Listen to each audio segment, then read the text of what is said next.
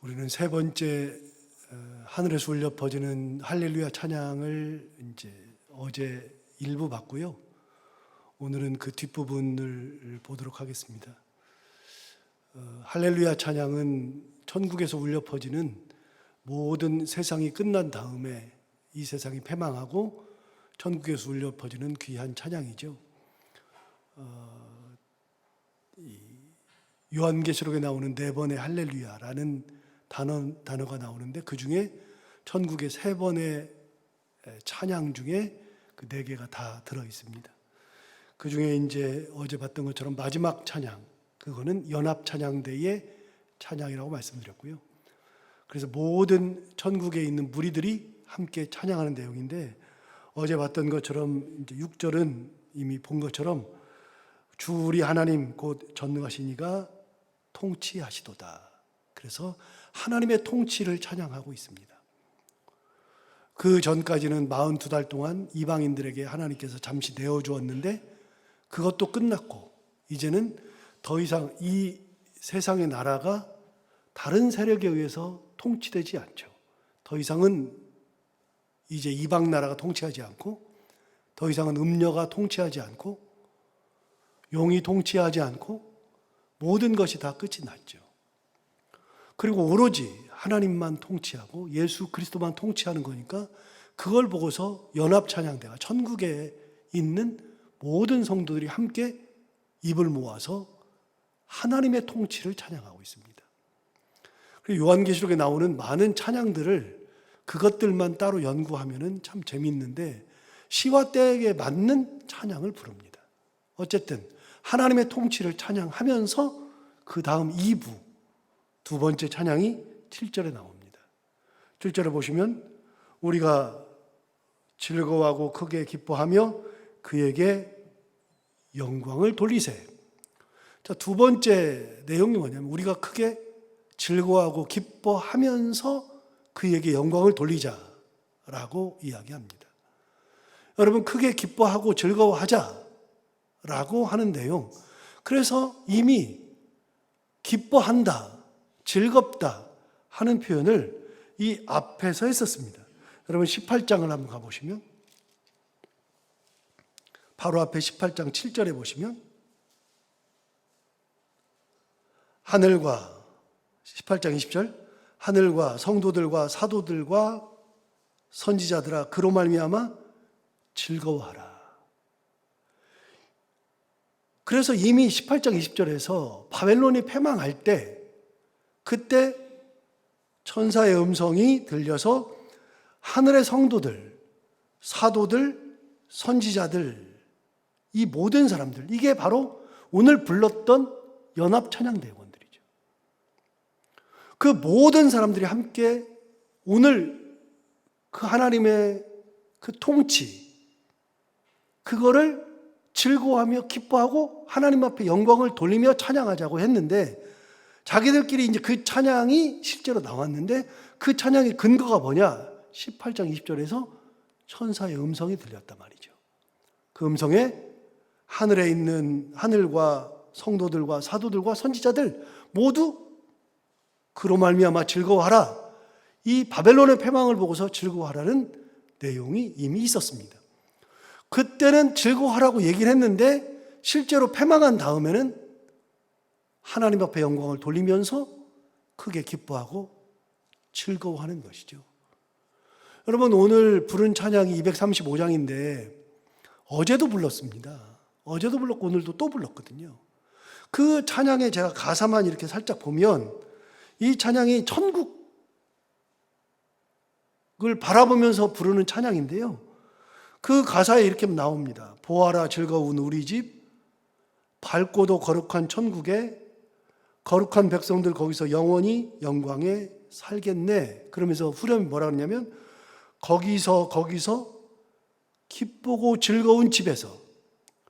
그러니까 이 찬양을 만들 때에 천국은 어느 곳이냐? 기쁘고 즐거운 곳이다라는 그 생각을 가지고 이 찬양을 만든 겁니다.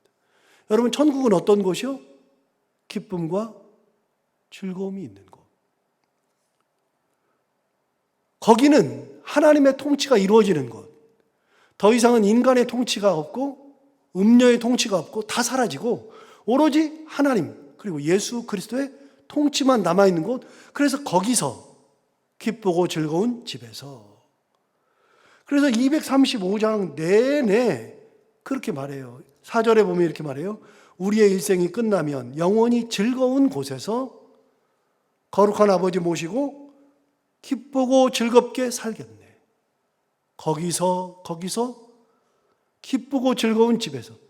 235장이 그래서 천국을 바라보면서 지으신 그 찬송인데, 천국은 어떤 곳이냐? 기쁘고 즐거운 곳이다.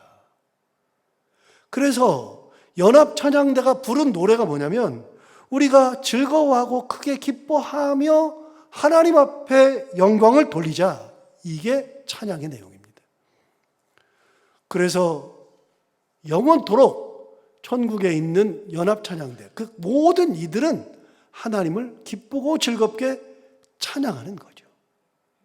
그게 마땅하니까요. 세 번째, 7절 하반절에 보면, 뒤쪽에 보시면 어린 양의 혼인기약이 이르렀고 그의 아내가 자신을 준비하였다. 자, 드디어 어린 양의 혼인잔치가 나옵니다. 모든 게 다 끝이 나고 어린 양의 혼인잔치가 나오는데, 그 어린 양의 혼인잔치 기약이 이르렀다. 그리고 그의 아내, 어린 양의 아내, 그가 다 준비가 끝이 났다. 이 말을 하는 겁니다. 여러분, 드디어 어린 양의 혼인잔치가 준비되었는데 8절에 보시면 어린 양의 아내가 입고 있는 옷을 설명해 줍니다. 8절에 보시면 이렇게 말하죠. 그에게 빛나고 깨끗한 세마포 옷을 입도록 허락하셨다. 여러분, 그에게 빛나고 깨끗한 세마포 옷을 입도록 허락하셨다는 겁니다. 그러면 어린 양의 아내는 입는 옷이 뭐냐면 빛나고 깨끗한 세마포 옷이에요. 여러분, 세마포 옷은요, 이거는 가격이 안 나가는 옷이 아닙니다. 이 옷이 상당히 비싼 옷입니다. 그러나 아주 고가는 아닙니다.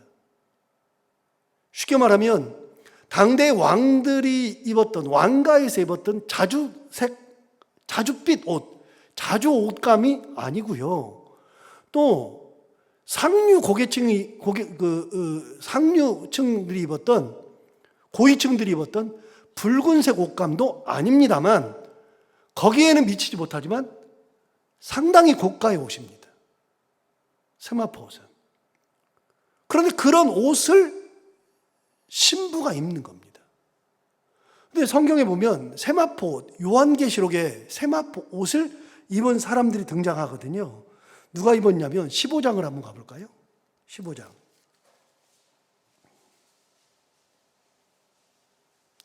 15장 5절과 6절을 보시면, 또 이 일 후에 내가 보니 하늘의 증거장막의 성전이 열리며 7 재앙을 가진 7 천사가 성전으로부터 나오는데, 그 7 천사가 성전으로부터 나올 때 맑고 빛난 세마포 옷을 입었다.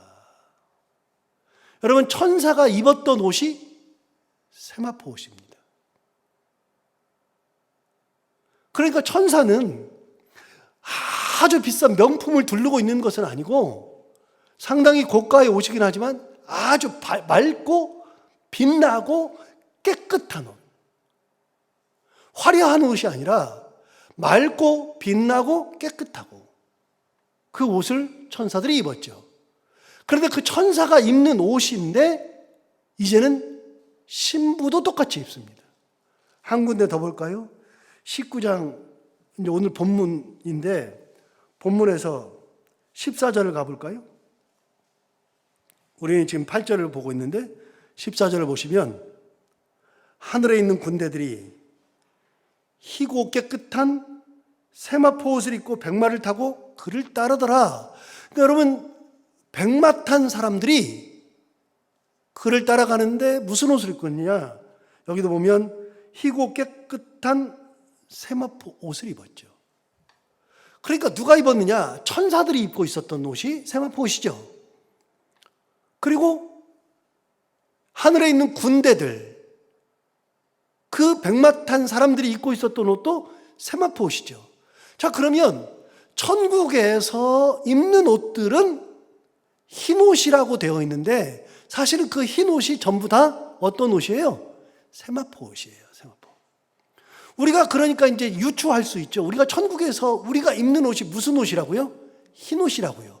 흰 옷인데 우리가 입는 옷이 흰 옷이면서 구체적으로는 무슨 옷이요? 세마포 옷이라고요.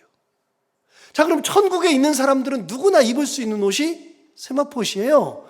그런데 그 옷을 누가 입어요? 어린 양의 신부가 입어요. 그럼 여러분, 우리 결혼식 할 때 알지만 신부들이 입는 드레스는요, 그거 돈 많이 주고 빌려야 돼요. 맞추면은 그건 감당이 안 되고요. 돈 주고 빌려야 돼요. 돈을 주고서 빌리는데 결혼식장에 갔는데 신부가 드레스를 입었는데 하객들이 전부 다 드레스를 입고 있다? 말이 안 되는 얘기잖아요. 여러분, 그 결혼식에서는 가장 빛나는 신부만 드레스를 입는 거예요. 두 번째, 드레스를 입고 나서 결혼식이 끝나면 그 드레스는 어떻게 돼요? 벗어야 돼요. 나는 이 드레스가 너무 좋아. 그래가지고서 그 드레스를 안 벗고 그걸 입고 평생을 산다. 어디 가야 된다고요? 하얀 집 가야 된다고요. 정신병원 가야 된다고요. 그 옷은 특별한 옷이에요. 신부가 입는 옷은 특별한 옷이죠. 신랑도 턱시도를 빌려요. 턱시도를. 그럼 누가 턱시도를 입고 다녀요? 일반적으로. 주일에 우리가 올 때 양복을 깔끔하게 입고 오지만 턱시도 양복을 입지는 않거든요.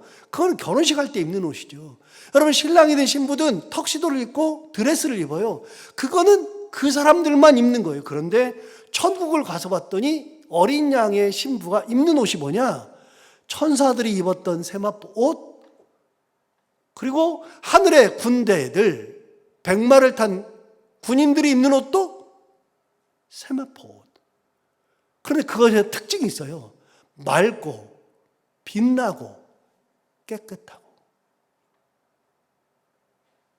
화려한 것이 아니라 맑고 빛나고 깨끗한 옷을 입어요.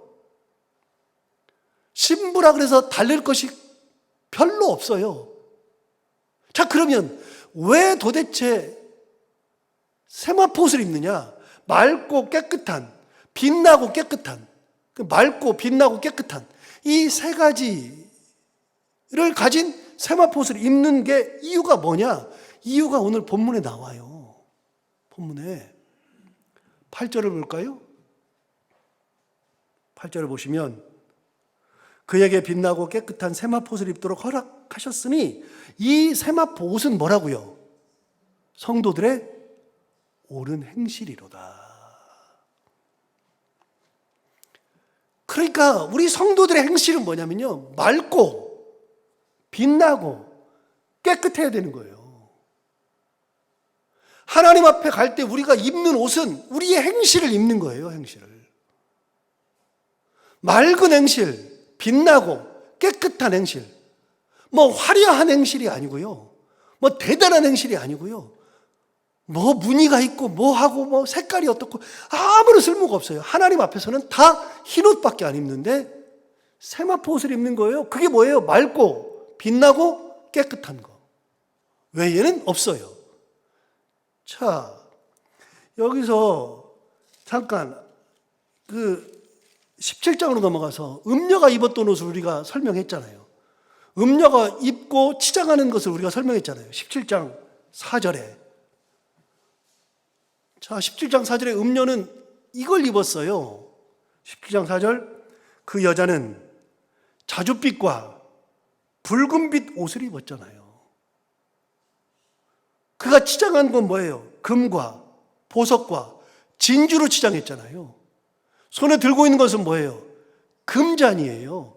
음녀는요, 너무나도 화려한 거예요. 일반 사람들이 입지 못하는 왕가에서만 입는 옷을 입고 아주 최상류 고위층들만 입던 어떤 빨간색 옷을 입고 거기다가 금과 진주와 보석으로 다 치장하고 손에는 금잔을 들었죠. 그러니까 이 세상 사람들이 볼 때는 너무나도 화려한 거예요. 딱 구분되죠. 음녀가 딱 구분되죠. 그냥 보는 순간에 다른 사람과는 완전히 다른 옷에 치장한 것도 완전히 다르고 정말로 화려하고 대단한 것처럼 치장하고 있는데 그래 봐야 음녀예요. 하나님께서 원하시는 옷은요, 자줏빛과 붉은빛이 나는 그런 화려한 옷이 아니에요. 하나님은 우리에게 행실의 옷을 입히는 거예요. 행실의 옷. 그게 뭐예요? 세 가지라 그랬죠. 맑고 빛나고 깨끗한 거. 그 옷을 입혀요. 자, 본문으로 다시 가서 이렇게 보면 참 대단하다 싶을 거예요. 8절을 다시 보시면 그에게 빛나고 깨끗한 세마포옷을 입도록 허락하셨으니 이 세마포옷은 성도들의 옳은 행실이로다. 그러니까 예수님의 신부는요, 어린 양의 신부는 성도들이에요. 뒤에는 새 예루살렘으로 나와요. 이제 21장 가보면 새 예루살렘이 신부로 치장하는 게 나와요. 그게 보면 21장 9절 보세요. 21장 9절에 가서 보시면 신부에 대해서 설명하는 장면이 21장 9절에 나오는데요. 이렇게 말해요. 7 대접을 가지고 마지막 7 재앙을 담은 7 천사 중 하나가 나와서 내게 말하 이르되 이리 오라. 내가 신부 곧 어린 양의 아내를 내게 보이리라. 그래서 어린 양의 아내를 소개해 주는 장면이 21장 9절에 나와요. 10절에 나와요. 뭐라고 나오냐? 성령으로 나를 데리고 크고 높은 산으로 올라가 하나님께로부터 하늘에서 내려오는 거룩한 성 예루살렘을 보이니. 그러니까 어린 양의 신부는 거룩한 성 예루살렘이기도 해요. 그러나 오늘 본문에서는 거룩한 성 예루살렘이 아니라 성도들이에요. 성도들. 자, 이 성도들이 누구예요? 핍박받아서 죽었던 이들, 피를 흘렸던 이들, 고난 가운데 그 고난 속에서도 신앙을 지켰던 이들, 하나님의 계명을 지키고 예수 그리스도의 증거를 가지고 있다가 죽음을 맞이한 모든 사람들. 그러니까 세상에서는 버려졌고 죽임당했고 뭐 끝이라고 생각하고 바보 멍청이라는 소리를 들었던 사람들이 그날이 되니까 하나님께서 그에게 신부로서 입을 세마포옷을 입도록 허락해 주는 거예요. 자, 세마포옷을 입어. 근데 세마포옷을 다 입었는데, 신부들이 다 입었는데, 자, 똑같이 신부들 옷을 입었는데 세마포옷을 입었는데 가만히 보니까 천사도 입고 있네. 백마 탄 사람들도 다 입고 있네. 천국이 온통 다 흰 옷 입은 세마포 옷을 입은 모든 사람들이 다 똑같이 세마포 옷을 입고 있네. 그런데 결혼식하는 나도 세마포 옷을 입어요. 그게 뭐냐면 내 행실, 맑고 깨끗한 빛나는 세마포, 내 행실을 입어요. 여러분 기억하세요. 우리가 천국에 가서 입는 옷은 흰 세마포 옷을 입는데 그게 다 뭐라고요? 내 행실이라고요. 하나님 앞에 내가 어떻게 살았는지 내 행실을 입는 거예요. 전부 다. 그래서 어린 양의 혼인잔치를 준비해요. 세상이 끝났어요. 끝나고 예수님의 결혼식이 있는데, 예수님 어린 양의 결혼 예식이 있는데 그 혼인 예식에 준비되어서 같이 옷을 입은 사람들이 보니까 수많은 성도들이 다 세마포 옷을 입고 자기 행실을 입고 어린 양과 혼인잔치를 하려고 하고 있죠. 장관이죠. 와, 똑같이 전부 다 천국이 하얀색 세마포옷을 싹 다 입고 있는 모습을 보니까 신부만 딱 튀어야 되는데 거기는 튀는 게 없어요. 튀질 않아. 자, 9절. 천사가 내게 말하기를 기록하라. 그다음 뭐라 그러냐면 어린 양의 혼인잔치에 청함을 받은 자들은 복이 있도다. 자, 누가 복이 있느냐? 여러분 지난번에 말씀드렸어요. 요한계시록에 나오는, 요한계시록에는 복이 있다는 말이 나옵니다. 몇 번 나온다 그랬죠? 예, 요한계시록은 숫자가 중요하다 그랬잖아요. 몇 번 나올까요? 그러면 7번 나옵니다. 7번. 요한계시록에 복 있다는 말이 7번 나옵니다. 그 중에 하나가 이겁니다. 여러분, 누가 복이 있어요? 지금 세상이 다 멸망하고 새하늘 새 땅이 열리기 전에 어린 양의 이제 혼인잔치 하는데, 그때 복 있는 사람이 누구냐? 이 혼인잔치에 청함을 받은 자들. 여러분, 그럼 우리는 상상하기를 이렇게 상상해요. 혼인잔치에 청함 받았으면 결혼 예식에 내가 이렇게 오라고 초청을 받았어요. 그러니까 내가 하객으로 초청 받아서 청함 받아서 가는 거라고 생각하죠. 그것도 아니고요. 그게 아니라 혼인잔치에 청함 받은 이들은 다 천국에 가면 모두가 다 신부니까. 혼인잔치에 청함 받은 사람들은 누구예요? 전부 다 구원받은 존재들. 아무나 혼인잔치에 갈 수 없죠. 아무나 혼인을 할 수 없죠. 예수님께서 너는 내 신부야, 하나님께서 너 옷 입어, 세마포 옷 입어, 그 사람들만 혼인잔치에 갈 수 있는 거죠. 그 사람들.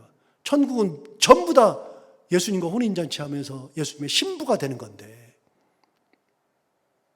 그래서 혼인잔치에 청함을 받은 자들은 복이 있도다. 이 말은 뭐냐면, 구원받은 자들은 복이 있도다. 세마포 옷을 입는 자들은 복이 있도다. 그 말이에요. 그래서 이 땅에서 핍박받고 순교하고 그런 사람들이 하나님께서 그 핏값을 다 청산을 하고 난 다음에는 어떻게 하느냐? 자, 이거는 이제 6장부터 나왔어요. 6장에 이미 말씀드렸잖아요. 6장에 그때 순교한 자들이 제단 아래에 모여서 있으면서 하나님 앞에 신원하잖아요. 탄원하잖아요. 하나님, 우리 핏값을 언제 갚아주실 겁니까? 우리를 핍박하고 우리를 죽인 저 사람들의 우리가 피를 흘렸는데 그 핏값을 언제 갚아주실 겁니까? 잠깐만 기다려봐. 그러더니 드디어 갚았어요. 18장에서. 싹 다 갚았어요. 그들이 다 무너졌어요. 다 무너지고 나니까 드디어 핏값을 갚아줬잖아요. 그러니까 내가 억울하게 죽었던 핏값을 하나님이 다 갚아주셨는데 그걸로 끝인 줄 알았더니 핏값을 갚아주시고 난 다음에 어린 양의 혼인잔치에 그 피를 흘렸던 순교자들을 다 불러서 옷들 입어, 너희 행실의 옷을 입어, 맑고 밝고 깨끗한 너의 행실의 옷을 입어. 그래서 하나님께서 세마포옷을 입도록 하신 거예요. 세마포옷을 다 입었어요. 다 입고 보니까 너도 순교했네? 너도 순교했네? 보니까 순교한 사람들이 우리가 다 제단 아래에서 핏값을 갚아달라고 우리가 막 하나님 앞에 탄원하고 있을 때가 엊그저께 같은데 세상이 멸망하고서 다 옷을 입고 왔는데 보니까 그 사람들이 전부 다 순교한 사람들이에요. 그래서 같이 모여서 야, 하나님이 우리 핏값만 갚아주는 줄 알았더니 그게 아니고 우리로 하여금 예수 그리스도의 신부가 되게 하시는구나. 그래서 하나님께 이 어린 양의 혼인잔치에 청함을 받은 자들은 복이 있다. 자, 여기까지 하면 딱 들어요. 무슨 생각이 드느냐? 이 계시록을 받아서 읽고 있는 사람들은 무슨 말하는지 다 안다 그랬잖아요. 자, 계시록을 읽고 있는 이 사람들은 당대에 어느 날 갑자기 보니까 그날 보니까 같이 신앙생활하는 사람들이 막 끌려가요. 끌려가가지고서는 막 불에 타서 죽어요. 목이 쳐가지고 참수형으로 죽어요. 그 다음에 사자랑 싸우다가 죽어요. 그 사람들을 봤어요. 나랑 같이 신앙생활하던 사람들이 다 그렇게 갔어요. 가고 오늘이 됐는데 오늘 또 사람들이 끌려가네. 그리고 또 죽어요. 살아남은 사람 별로 없는데 많은 사람들이 끌려가서 순교의 피를 흘리면서 다 죽어가요. 야, 정말 보면서 내가 신앙생활을 계속 해야 되나 말아야 되나 고민할 정도의 그런 핍박이 있어요. 그런데 그러고 나서 주일이 됐어요. 주일이 됐는데 그날 주일에 몇 명이나 올까? 이 핍박 가운데서 신앙 지키겠다고 오는 사람이 몇 명이나 될까? 하고 주일날 딱 갔는데 사람들이 꾸역꾸역 몰려드는 거예요. 그래서 같이 예배를 드려요. 같이 예배를 드리는데 눈물의 예배를 드리는 거예요. 눈물의 예배를. 막 죽은 사람도 생각나고 살아있는 우리도 생각나고 얼마 있지 않으면 우리도 어떻게 될지 몰라. 내 옆에 있는 사람도 당장 내일 어떻게 될지 몰라. 그 사람들이 다 모여가지고서 예배를 드려요. 그런 사람들이 언제 어떻게 될지 모르는 사람들이 이 계시록을 딱 읽으면 어떤 감정이 들어요?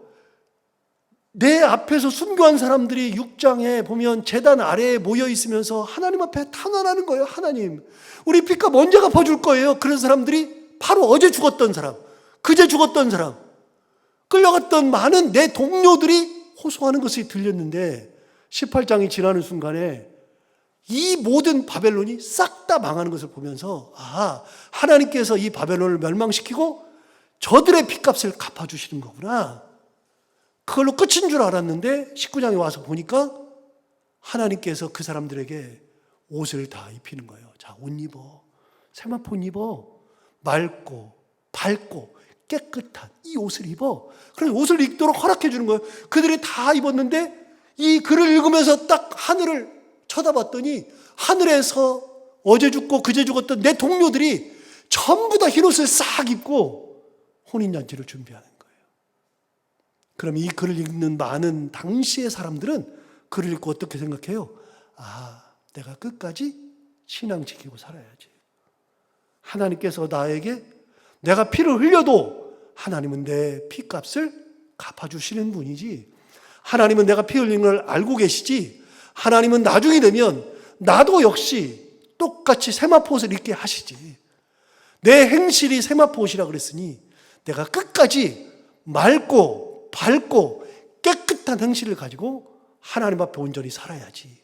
죽어도 이 길을 가야지. 결심하는 거예요. 그래서 요한계시록은요, 당대 신앙생활하는 사람들한테는 너무나도 중요한 책이에요. 핍박받던 사람들. 오늘날 우리가 신앙생활을, 우리도 이거를 읽으면서 우리가 천국을 바라보는 거예요. 천국. 하나님께서 이렇게 하시는 거구나. 그래서 계시록은 힘이 되는 책이에요. 다시요. 계시록은 이단들이 말하듯이 얼마나 그들 사람들을 공포심에 밀어놓고 14만 4천 명이 되어야지 내가 구원의 반열에 들어가고 그런 책이 아니에요. 그런 책이. 모르니까 그런 소리 하고 거기 다 휩쓸려가고 나도 14만 4천 명 돼야지. 그러긴 여러분, 우리는 다 구원받은 성도들이에요. 나중에 우리는 다 세마포옷을 입은 성도들이에요. 우리는 그 공포를 가지고서 읽는 책이 아니라 계시록은 하나님의 은혜가 가득한 책, 하나님 앞에 감사를 돌리는 책, 이게 계시록이에요. 은혜가 가득한 책이죠. 희망을 주는 책이고. 하이라이트예요. 지금 이게 혼인잔치 하는 것이 이게 하이라이트예요. 순교한 사람들이 혼인잔치 하면서 세마포옷을 딱 입잖아요. 10절 볼까요? 10절. 약간 다른 얘기긴 한데, 내가 그 발 앞에 엎드려 경배하려 하니, 여러분, 내가 그 발 아래 엎드리려고 그랬어요. 이게 천사죠, 천사. 천사인데 이 모습을 딱 보면서 요한이 압도되는 거예요. 저도 그럴 것 같아요. 천국에 가서 신부 나오세요 그러면 신부만 딱 드레스 입고 나올 것 같은데, 천국 사람들이 다 신부네. 그런데 다 세마포옷을 싹 입고 화려한 것은 아무것도 없어. 자주색 옷도 아니고 붉은색 옷도 아니고 금도 차지 않고 보석, 진주 없어요. 금잔 들지도 않았어. 화려함은 아무것도 없어. 그러나 모든 성도들이 다 흰 세마포옷을 싹 입고 나오는 것을 볼 때 압도되죠. 하나님의 은혜가 느껴지죠. 하나님이 이분들을 다 기억하시고 어린 양의 신부로 만들어요. 압도되죠. 요한이 압도됐어요. 완전히. 그래서 10절에 내가 그 발 아래 앞에 엎드려 경배하려 하죠. 요한이 보니까 이 천사가 대단해 보이는 거예요. 그래서 그 발 아래 엎드려 경배하려 하니까 천사가 이렇게 말했어요. 그가 나에게 말하기를, 나는 너와 및 예수의 증언을 받은 내 형제들과 같이 된 종이다. 너나 똑같이 순교한 사람들과 똑같이 하나님의 종일 뿐이다. 내가 경배받아야 될 존재가 아니다. 그렇게 형제들과 같이 된 종이니 삼가 그리하지 말고, 그 다음 뭐라 그랬어요? 오직 하나님께 경배하라. 이게 천사의 자기 직분에 충실하는 거죠.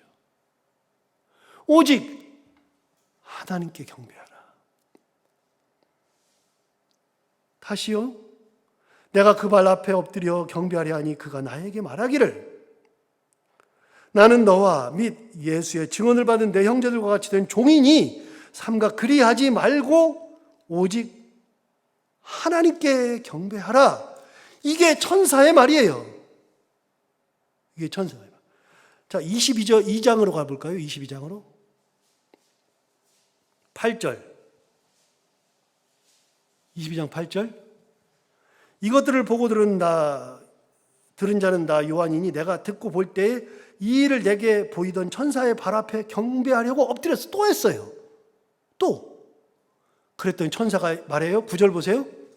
그가 내게 말하기를 나는 너와 내 형제 선지자들과 또 이 두루마리의 말을 지키는 자들과 함께 된 종이니. 똑같죠? 그 다음 뭐라 그랬어요? 그리하지 말고 그 다음에요 하나님께 경배하라. 당연하죠. 당연하죠. 누가 하나님 외에 경배를 받아요? 그런데 이미 용은 14장에서 13장에서 용은 지가 경배를 받아요. 사람들하고 경배하라 그래. 안 하면 죽여. 지가 하나님인 줄 착각하고. 그런데 천사가 얘기했어요. 천사는 오직 하나님께 경배하라. 여러분, 이게 당연한 거예요. 이게 그 하나님 어떤 분이요? 핏값을 갚으시고 그 모든 사람을 모아서 신부로 어린 양의 혼인잔치에 다 불러서 옷을 입히고 결혼을 준비하시는 분이 하나님.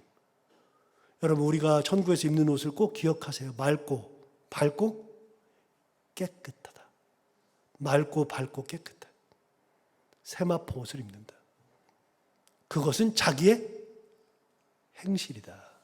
기억하시고 오늘 또 내가 하나님 앞에 어떻게 살아가느냐가 굉장히 중요한 거구나 생각하고 은혜 가운데 살기를 결단하는 귀한 하루가 되기를 바랍니다. 기도하겠습니다.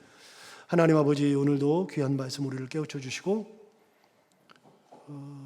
또 귀한 것을 알게 해주셔서 감사합니다. 순교한 사람들은 그걸로 끝인 줄 알았는데 계시록을 보면서 진짜 많이 배웁니다. 순교한 사람들은 핏값을 갚아달라고 하는 것이 엊그저께 같은데 그 순교한 자들의 핏값을 다 갚아주시고 그들이 모여서 할렐루야 찬양하는 것이 있었는데 찬양이 다 끝나니까 하나님께서 그들에게 다 세마포 옷을 입혀서 화려하고 뭐 대단해 보이고 그런 건 아니라도 맑고 밝고 깨끗한 세마포 옷을 입혀서 어린 양의 혼인잔치에 불러서 예수 그리스도와 함께 신랑 신부로 맞아주려고 준비하시는 하나님을 보게 됩니다. 하나님 아버지, 우리가 이 땅에서 다른 거 보지 아니하고 하나님을 바라보며 살게 하여 주옵시고 정말 맑고 밝고 깨끗한 세마포 옷, 그런 귀한 행실을 가지고 하나님 앞에 온전히 살아가서 하나님 앞에 칭찬받고 어린 양의 혼인잔치에 청함받는 귀한 삶을 살아가는 저희들이 다 되게 하여 주옵소서. 오늘도 하루를 살아갈 때 이 말씀을 꼭 기억하며 살게 하시고 감사와 찬양으로 귀한 삶을 살아가는 귀한 하루가 되게 하시고 특별히 오늘도 기도하러 나온 사랑하는 모든 성도들 기도 제목을 다하심으로 하나님께서 그 기도 가운데 응답하여 주옵시고 해야 되는 것들 기쁨으로 잘 감당하고 만나는 사람들과 함께 웃고 행복한 하루가 되는 귀한 하루가 되게 하여 주옵소서. 예수님 이름으로 기도하옵나이다.